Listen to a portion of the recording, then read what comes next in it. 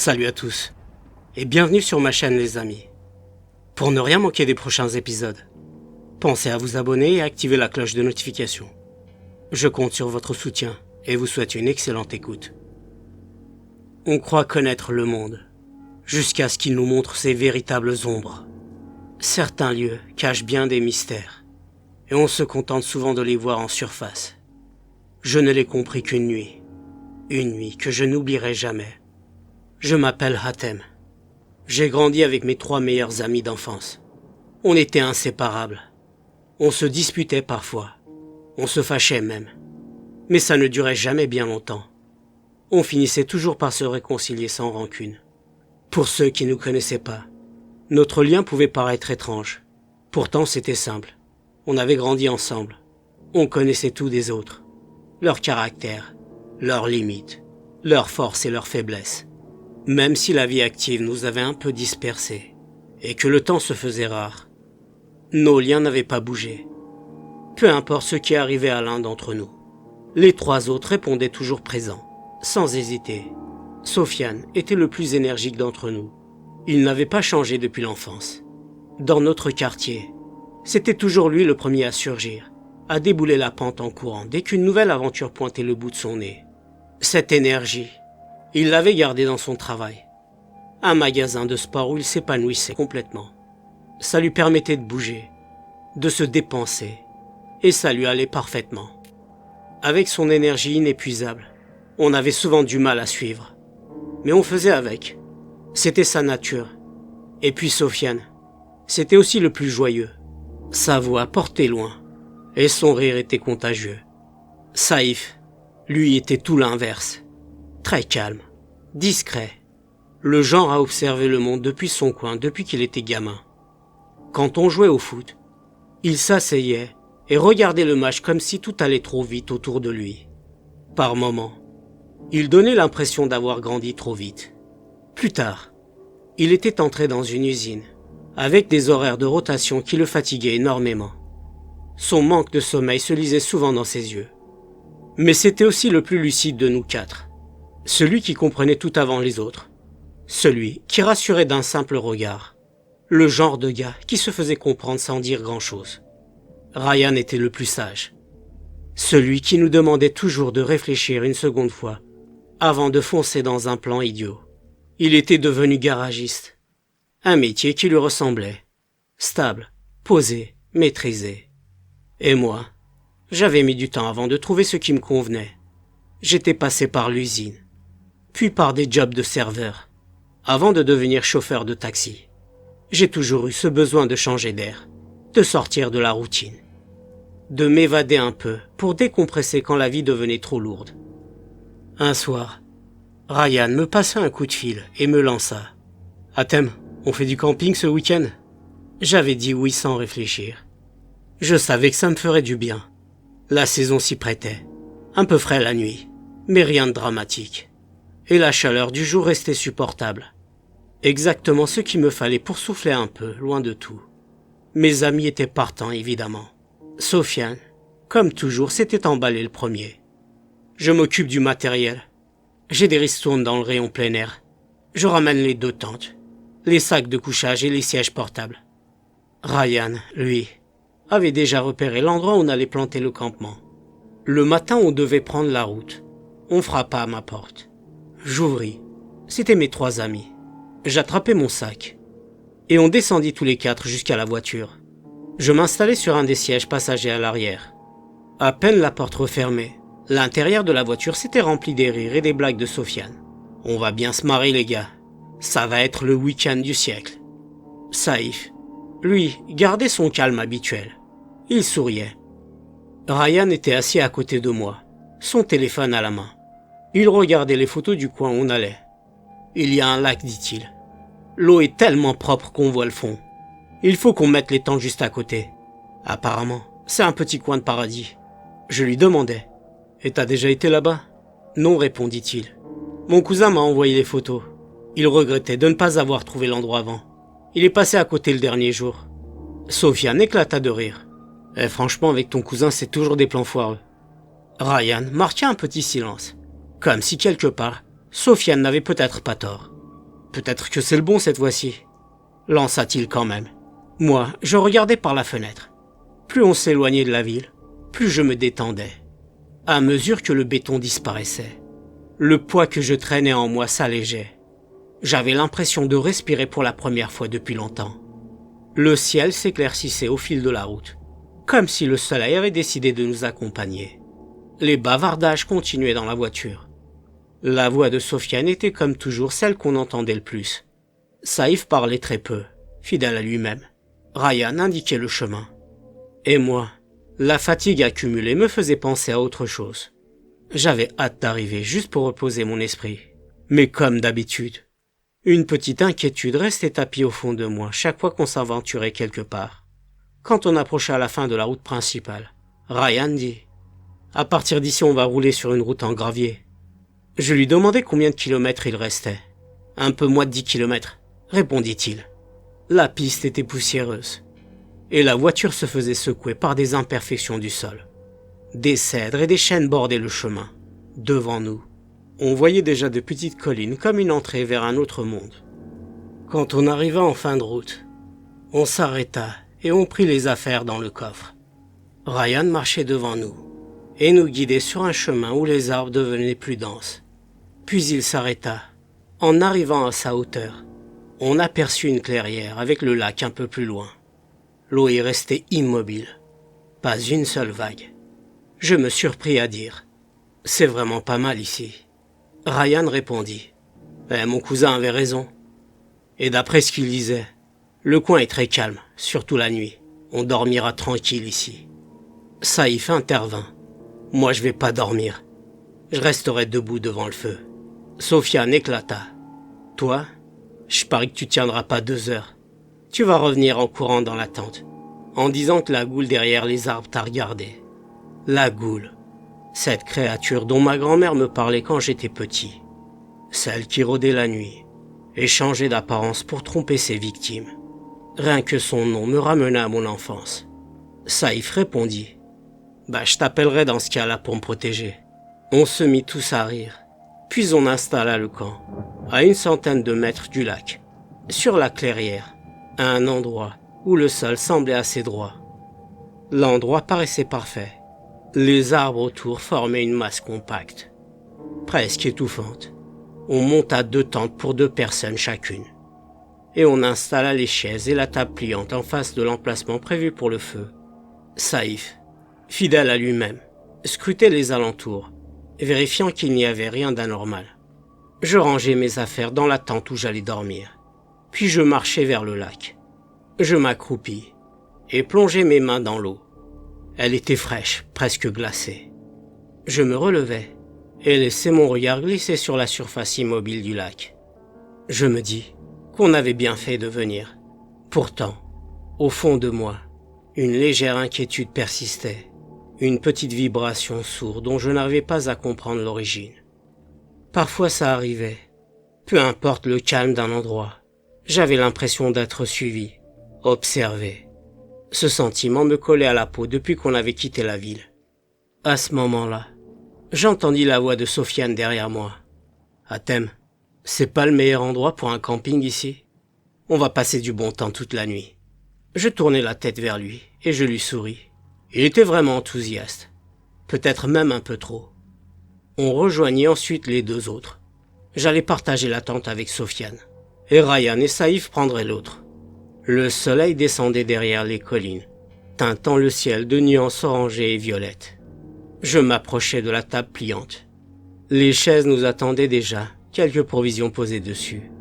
Une odeur alléchante flottait dans l'air. Ryan et Sofiane s'occupaient du feu. Ryan et Sofiane s'occupaient du feu, manipulant les brochettes de poulet qui grésillaient doucement. Mon estomac se serra à la simple vue des morceaux dorés, légèrement craquant sur les braises. « Ça sent trop bon, les gars », lançai-je en posant mon sac près de la table. Ryan me tendit une assiette et un couteau. On a préparé une petite salade avec ce qu'on avait dans les sacs. Rien de compliqué. Mais ça ira bien avec les brochettes. Je m'assis, observant le feu danser dans la lumière dorée du soleil couchant. Chacun prit une brochette, la salade dans son assiette. Je mordis dans le poulet encore chaud. savourant le mélange de fumée et d'épices simples. Pendant que je mangeais, mes yeux se posèrent de temps en temps sur le lac, jusqu'à ce que je ne puisse plus le quitter du regard. Les couleurs du ciel changeaient lentement et se reflétaient sur l'eau. L'eau, transparente plutôt, s'assombrissait au rythme du ciel. Mais quelque chose dans ce lac m'attirait irrésistiblement. À la fin du repas, tout le monde semblait détendu sur sa chaise. Je l'étais en tout cas. Sofiane dit « On n'est pas bien là les gars, calme, tranquille, sans bruit. » Saïf ajouta un sourire dans sa voix. « Je crois qu'Athènes n'en avait plus besoin que nous. » Je levai le pouce en souriant. Il a parfaitement lu en moi, me disais-je. Ryan se mit à chanter faux et un peu léger comme toujours. Le soleil s'était complètement couché et l'air s'était rafraîchi. Saïf ajouta quelques bûches au feu. La lumière orange du brésier réchauffait le camp et éclairait nos visages d'une façon étrange. L'énergie inépuisable de Sofiane s'était estompée. Le regard de Saïf s'était fait plus profond et le visage de Ryan sombrait dans l'ombre. Je restais assis, fixant les flammes, méditant sur le fait que la vie nous avait éparpillés. Et pourtant, nous voilà réunis une fois de plus, cette fois autour d'un feu. Sofiane parla de son travail, du sport, du magasin où il passait ses journées. Ryan ajouta des commentaires par moments. Saïf, silencieux, montrait qu'il suivait aussi. Le sujet dériva vers nos souvenirs d'enfance. Je buvais mon café. Les paroles ralentirent, tout comme les grandes flammes du feu qui vacillaient et faillirent s'éteindre. Aucun vent ne soufflait.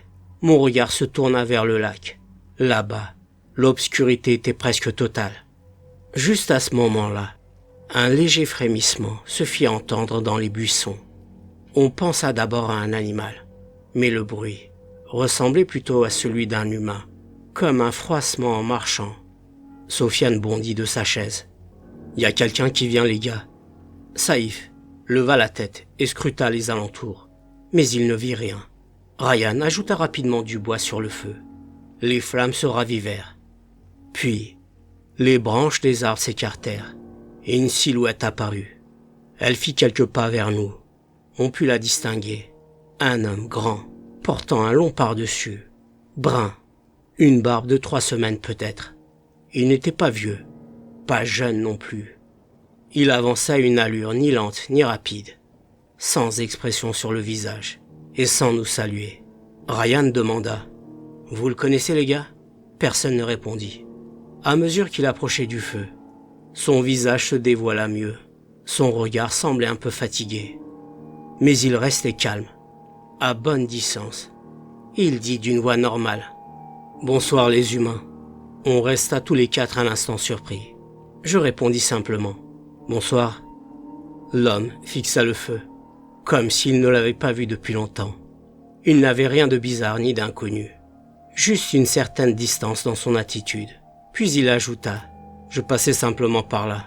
J'ai senti l'odeur du feu. Est-ce que je peux me réchauffer ici ?»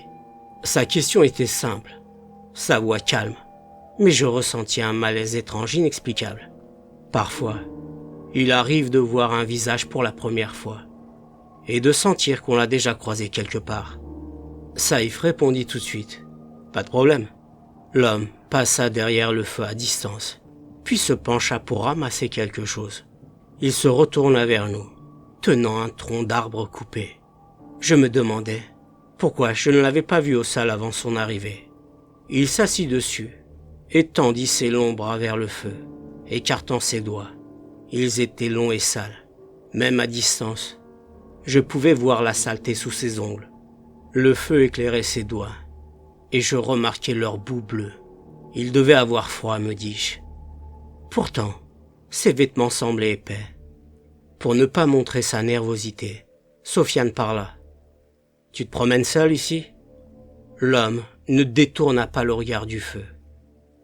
J'avais affaire dans le coin. Saïf intervint. « Il se fait pas un peu tard pour ça ?»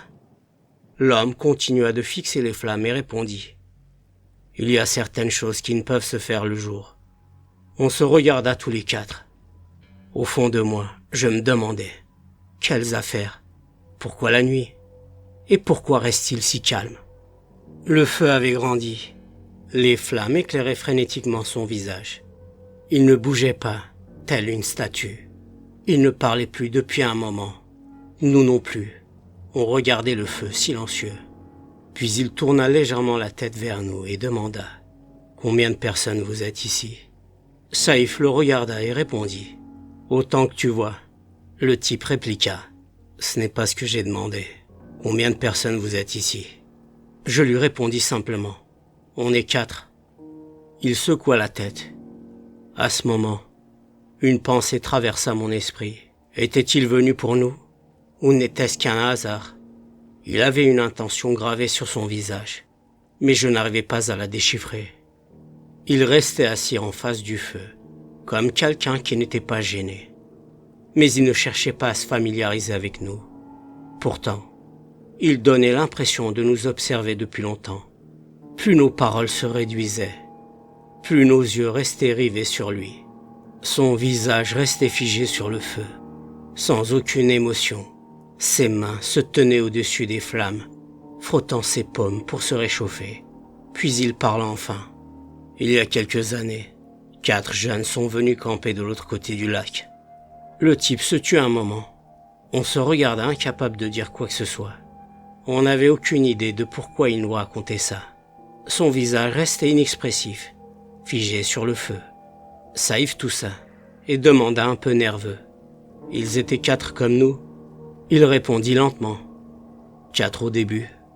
Mais au milieu de la nuit, l'un d'eux s'est levé pour voir. Et il n'a rien trouvé. Cette nuit-là, aucun n'est retourné dans sa tente. Les 3 n'ont jamais été retrouvés. Leur tente était intacte. Tout était à sa place.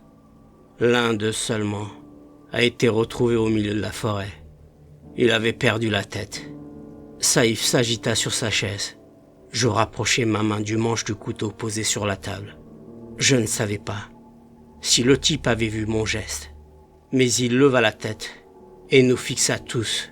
Puis il dit « C'est un endroit hanté par les djinns. » Il prononça ces mots d'une façon étrange, comme pour jauger nos réactions. Est-ce qu'il voulait qu'on ait peur, qu'on cherche à en savoir plus, ou qu'on en rit? Je ne pouvais le deviner. La nervosité me fit gratter le dessus de ma main. Saïf répliqua. « Y a pas de djinn ici, c'est que du folklore. » Le type esquissa un sourire étrange. Seule sa lèvre inférieure bougea. Ses yeux restaient fixés sur nous. Il ne me fallut pas plus pour comprendre qu'il était dérangé. Qui, à part quelqu'un comme lui, s'introduirait dans une forêt, sans aucune torche, sans rien pour éclairer son chemin, en racontant des histoires incohérentes sur 3 jeunes qui auraient disparu, et celui qui avait été retrouvé devenu fou? Était-ce lui, l'homme assis derrière le feu en face de nous?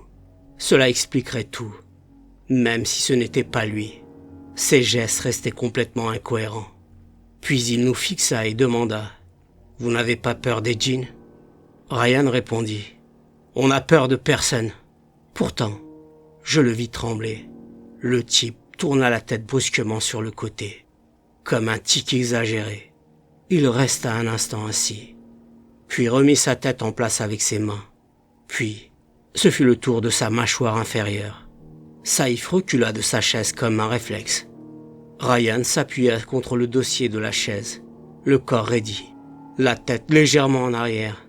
Sofiane sursauta. Le type, comme si de rien n'était, glissa une main sous sa mâchoire et la remit en place, suivi d'un claquement désagréable. Son geste semblait si sûr, si naturel, que je demandais s'il le faisait souvent sans même y penser. Puis il continua à fixer le feu, silencieux, immobile, comme si rien ne s'était passé. C'était la première fois que je commençais à avoir vraiment peur de ce type. Ce geste n'était pas normal. Certes, on était 4 jeunes, mais on dit qu'un fou peut avoir la force de 10 hommes. Si cette expression s'appliquait à lui, on aurait eu du mal à se défendre s'il s'en prenait à nous. Et puis, il était impressionnant, avec un physique imposant. Sofiane pencha la tête vers moi et dit discrètement « C'est la première fois que je vois quelque chose comme ça. » Saïf nous regarda perdus. Le type reprit la parole. « Il peut se passer beaucoup de choses ici. Certains sous-estiment la nuit, pensant qu'un simple feu peut les protéger. Mais le feu n'éclaire pas l'obscurité.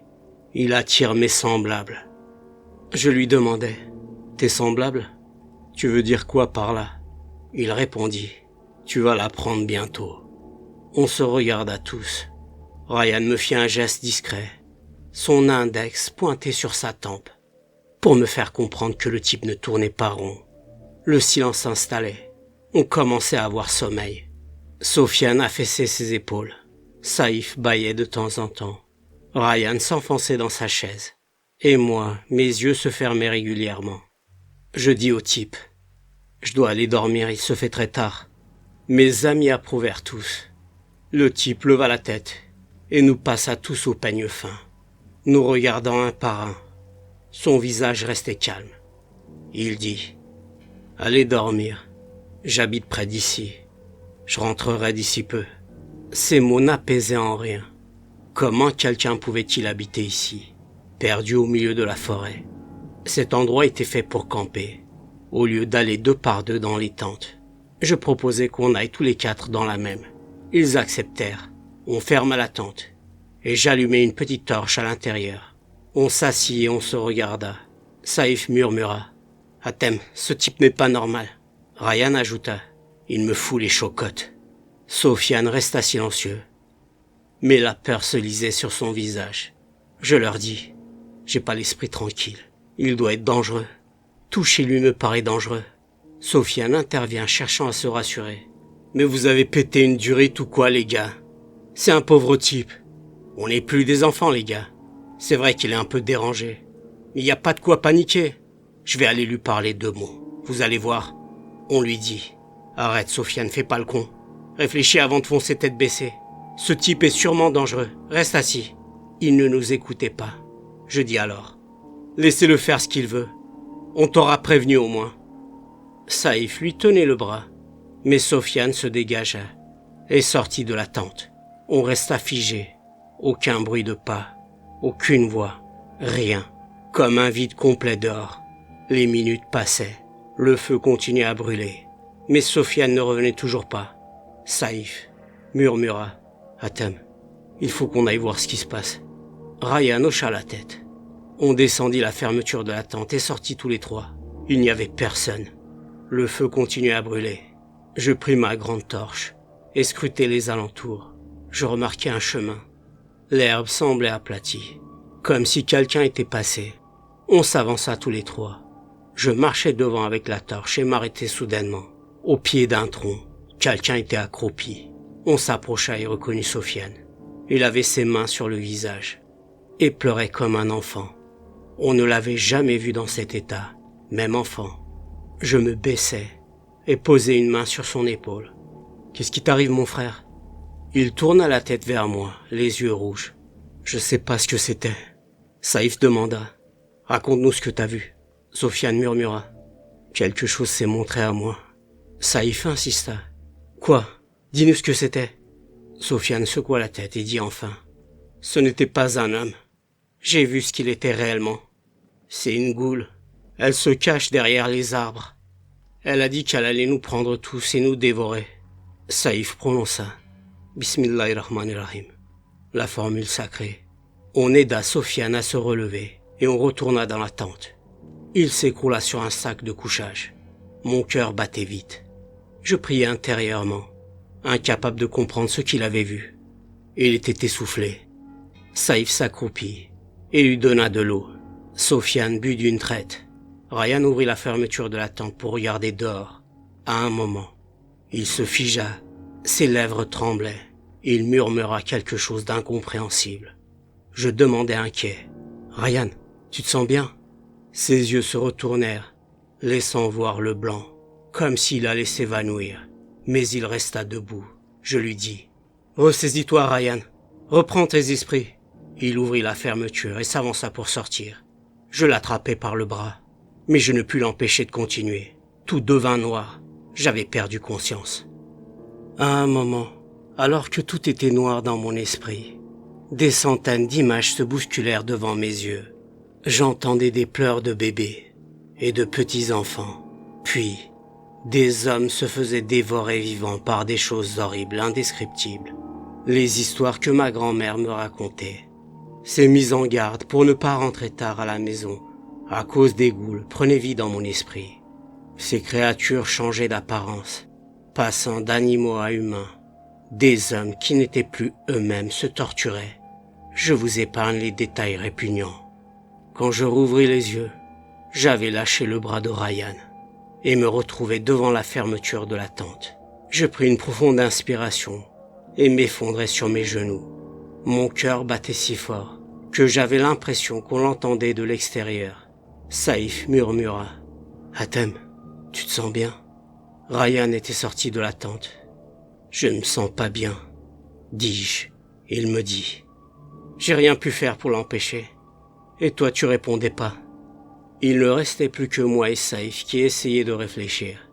Sofiane continua à pleurer comme un enfant. Puis, ce fut le tour de Saïf d'agir étrangement. Des spasmes peut-être de peur. Je me disais au fond de moi, qu'est-ce que c'est que cette chose? Pourquoi elle s'est montrée devant nous? Qu'est-ce qu'elle voulait? Après le départ de Ryan, la tente fut plongée dans un silence oppressant. Mon regard croisa celui de Saïf. Je vis qu'il était aussi effrayé que moi. « Hatem, faut qu'on aille le retrouver, » dit-il, comme si ce n'était pas un choix, mais une obligation. Je pris ma torche. On ouvrit la tente et sortit, laissant Sofiane à l'intérieur. Saïf s'avança devant moi et tourna à droite. Je le suivis. On s'éloignait des braises du feu sur le point de s'éteindre. On s'enfonça de plus en plus dans l'obscurité. Les troncs semblaient plus grands. Les branches pendaient plus bas que la journée. Pourtant, je voyais les feuilles s'agiter, même s'il n'y avait pas de vent. Je me disais que mes perceptions étaient faussées par l'obscurité. Saïf marchait silencieusement, le visage tout pâle. Après un moment, ma torche éclaira un espace sans arbres. Là, une silhouette humanoïde se tenait. Ses membres étaient disproportionnés, tordus, une épaule plus basse que l'autre. Sa taille était décalée. Son cou long pendait devant elle. Son visage, effrayant. Saïf me saisit le bras. Ce n'est pas un animal. La chose nous regardait, immobile. Je priais en reculant, puis je me retournai. Saïf avait disparu. « Saïf, ne me laisse pas seul !» appelai-je plusieurs fois. Toujours aucune réponse. Je me retournai vers la créature. Elle se tenait à distance. Puis une voix glaciale résonna. « Fils d'Adam, tu t'es trompé d'endroit. Tu t'es aventuré sur nos terres. » Dans l'obscurité, derrière la chose, une silhouette sortit. Lorsqu'elle s'approcha, je reconnus Saïf. Je pointai la torche sur son visage. Ses yeux étaient entièrement blancs. Il s'avança vers la créature. Sa démarche anormale, possédée. Pourquoi était-on venu dans ce lieu maudit? Me demandai-je intérieurement, priant pour sortir de ce cauchemar. Alors que je continuais à reculer, la forêt entière bascula dans l'obscurité totale. Quand je me retournai pour rejoindre la tente où se trouvait Sofiane, mon cœur rata un battement. Le feu, qui quelques instants plus tôt était presque éteint, s'était ravivé. Et le même homme, ou la même chose qui avait pris son apparence, était assis juste devant. Il se leva doucement et marcha vers moi très lentement, avec ce sourire dérangeant qui ne quittait jamais ses lèvres. « Hatem, j'ai pris tous tes amis. C'est ton tour maintenant. » Je reculai, les jambes tremblantes. « Qui es-tu? Et qu'est-ce que tu veux de nous ?» Il fit encore quelques pas, la tête légèrement inclinée, comme s'il savourait ma peur. « Tout ce que tu vois, tout ce que tu ne comprends pas, tout ce pourquoi tu te tortures l'esprit, c'est à cause de moi. J'ai ouvert l'intérieur de tes amis, et je les ai remplis maintenant. C'est ton tour. » Derrière lui, Saïf se traînait par terre, le visage tordu, poussant des râles inhumains. Une autre ombre sortit d'entre les arbres. Ryan, je ne décrirai pas les tortures qu'il s'infligeait. C'était trop répugnant. « Arrêtez, réveillez-vous. C'est pas vous, c'est lui qui vous fait faire ça. » criai-je. Sofiane, lui, était accroupi près d'un arbre, continuant des pleurs, en se blessant lui-même, comme un enfant brisé. Je ne pouvais pas croire que cette scène était réelle. Non, ce n'était pas possible. Soudain, mes 3 amis se tournèrent vers moi, me suppliant de les aider. Puis, d'un coup, ils éclatèrent tous les 3 d'un rire atroce, tout en continuant à se faire du mal. « Viens te joindre à nous, Hatem. » Je ne savais plus quoi faire. Mon instinct prit le dessus. Je me mis à courir droit devant, sans réfléchir. Après quelques dizaines de mètres, je m'arrêtai net. Devant moi se dressaient plusieurs de ces créatures difformes, leurs silhouettes brisées, telles des os mal ressoudés. Je me retournai. D'autres étaient derrière moi.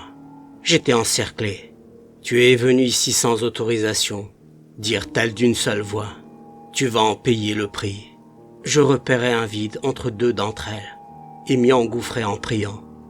Courant à perdre haleine, je retrouvai soudain le feu, comme si la forêt me ramenait volontairement vers cet endroit maudit. L'homme était toujours là. « Tu ne peux pas t'enfuir d'ici, Hatem. Tu vas me servir comme tes amis. Personne ne retrouvera vos corps, morts ou vifs. Cette nuit est le début avec moi. » Je repartis en courant dans une autre direction, mais partout où je passais, je croisais des créatures tout aussi effroyables les unes que les autres. Je courais encore et encore. Mon souffle manquait. Mes jambes ne m'obéissaient presque plus, mais je refusais de m'arrêter. Si je m'arrêtais, c'était fini. Je n'osais même pas regarder derrière moi. J'atteignis la zone du lac. Le sol devint mou sous mes pieds, trop mou. Je perdis l'équilibre et tombai lourdement sur le ventre. Mes mains se brûlèrent sur les pierres et la pierre humide. Les créatures se rapprochaient. Je les entendais. Leurs voix, leurs murmures, leurs rires. Elles venaient de partout. Elles se jetèrent sur moi.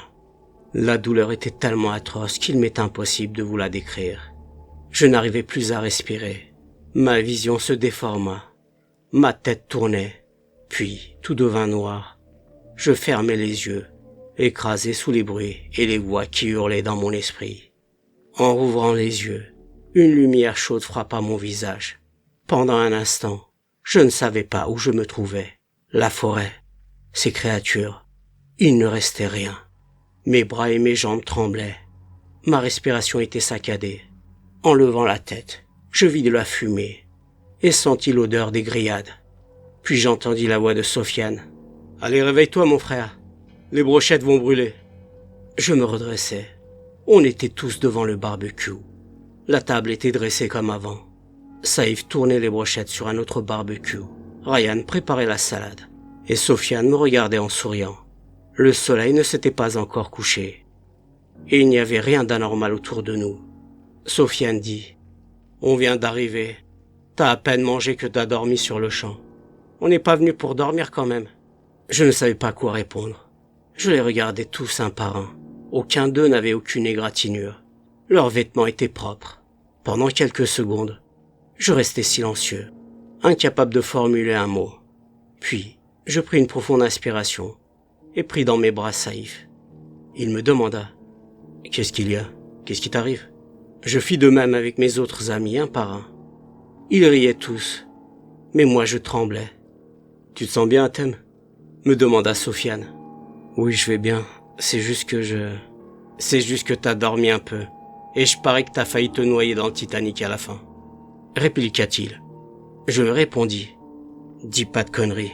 C'est juste un cauchemar. » J'essayais de paraître joyeux comme eux, mais je n'avais pas l'humeur de rire. À table, en mangeant, je n'avais aucun goût. Tout ce que je voyais, entendais et vivais me semblait étrangement familier, comme si le temps se répétait. Les phrases, leurs gestes, le feu, même la disposition de la table. Ce n'était pas un déjà-vu, mais une boucle temporelle troublante. Quelques minutes plus tard, on passa devant le feu. Le soleil se couchait de nouveau. La température rafraîchissait et on ravivait les flammes. Nos visages semblaient s'assombrir sous cette lumière dorée. La peur reprenait le dessus et un sentiment de malaise m'envahit. Quelque chose s'approchait. Le lac était devenu noir. Sofiane murmura. Je crois qu'il y a quelqu'un qui s'approche. Non, pas ça, pensai-je. Le même bruissement, la même ombre, et le même homme sorti de la pénombre, le visage glacé, le même par-dessus, la même façon de marcher. Cette fois, je me levai de ma chaise et lui criai « Dégage d'ici, espèce de pourriture !» Sofiane sursauta et me retint par le bras. « Qu'est-ce que tu fais, mon frère? Calme-toi !» Saïf s'approcha derrière moi. « Qu'est-ce qui t'arrive, Hatem ?» Le type me regardait immobile, sans cligner des yeux. Puis il posa son regard sur le feu, et enfin sur moi. « Ne t'approche pas.